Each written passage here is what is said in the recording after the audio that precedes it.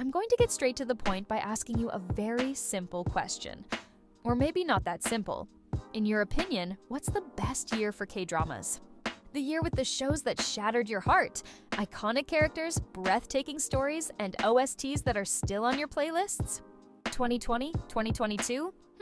Not bad. But for me, there's only one right answer: 2016. In this video, I'm going to explain why 2016 is the best year for K-dramas. We'll talk about legendary dramas, iconic couples, heartbreaking scenes, and unforgettable soundtracks. This video is made for the nostalgic ones, or for those who want to discover why this year is so often called the golden era. So, if you want to dive back into a magical time or discover some gems you might have missed, I suggest you stick around till the end. And of course, don't forget to subscribe, like the video, and tell me in the comments which 2016 drama stole your heart. Alright, let's go. Let's be honest, I think we can all agree that 2016 is one of those rare years packed with so many amazing K-dramas. Like, truly. This wasn't a normal year. It felt like every network decided, what if we dropped a masterpiece every month? Here are just a few titles to give you an idea: Descendants of the Sun, Legend of the Blue Sea, Uncontrollably Fond, W, Dr. Romantic, Moon Lovers, Weightlifting Fairy Kim Bok-joo, Signal, Cinderella, Goblin. Like, do you realize? These are all-time classics, all released in the same year. That's unheard of.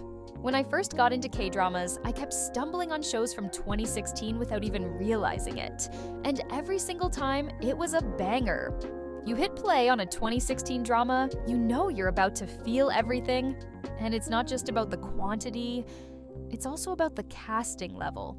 Not sure if you noticed, but that year, we had an absolute dream team of actors and actresses who now dominate the industry. Song Joong-ki, IU, Lee Jung-suk, Kim Woo-bin, Park Bo-gum, Kim Yoo-jung, Kang Ha-noel, Song Hye-kyo, Lee Min-ho, and more.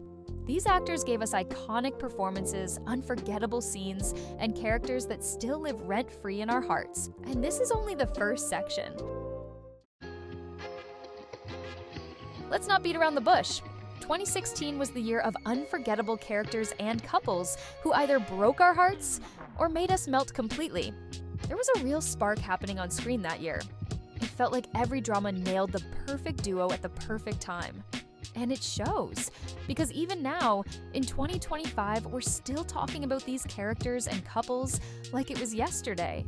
Take Descendants of the Sun with Yoo Si-jin and Kang Mo-yeon, played by Song Joong-ki and Song Hye-kyo. That couple, they reinvented the fantasy of soldier-doctor romance.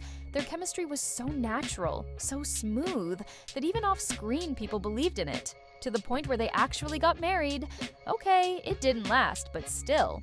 That couple was all about tension, seduction, loyalty, everything.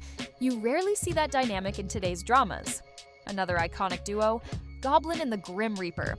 Yes, I'm talking about couples. But honestly, this bromance deserves a spot here. Gong Yoo and Lee Dong-wook completely stole the show in Goblin. Their love-hate energy, their humor, their absurd scenes. It's legendary. Even people who haven't seen the drama know that slow-motion street scene with the epic OST. That's how powerful it was. Even a bromance became just as iconic as any romantic couple. And then there's Moon Lovers, the tragic duo of Hae-soo and Wang-so.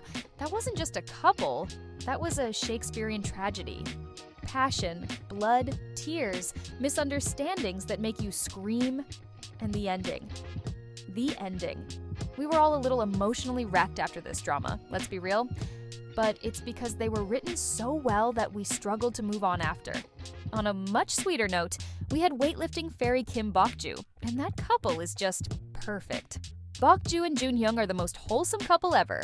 A healthy relationship, real growth, tenderness, laughter, mutual support, and a rare level of chemistry you don't often find in newer dramas.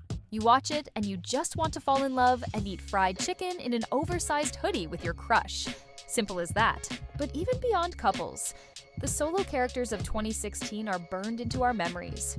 Kang-chul and W. Charismatic, badass, tortured, fictional, yet real.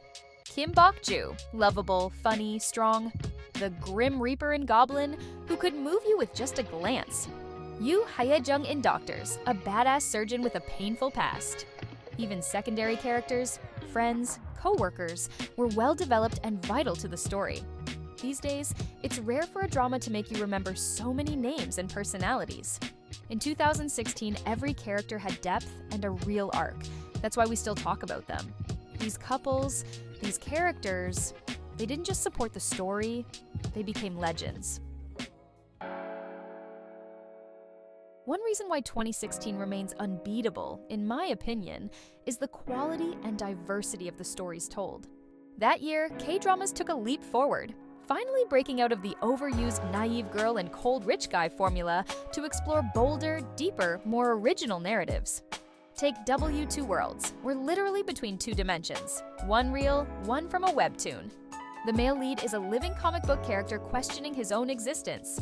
It's meta, complex, yet totally engaging. This was emotional sci-fi with real philosophical weight. A masterclass. But it wasn't just about unique premises, it was also the care put into storytelling.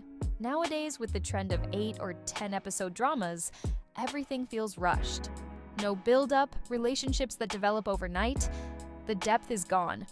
But in 2016, most dramas had 16 to 20 episodes or more, and yet we were never bored. Why? Because the story arcs were solid. Backstories were fleshed out. Motivations made sense. Characters evolved. It was well-structured storytelling, not just a chain of pretty TikTok-ready scenes. Look at Uncontrollably Fond. You know from the start it's going to end badly. You see the tragedy coming, but you stay anyway. You want to see how the characters face it, how they deal with their pain and past.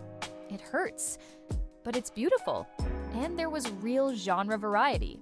Romance, of course, but also fantasy, historical tragedy, military action, medical drama, comedy, and coming of age.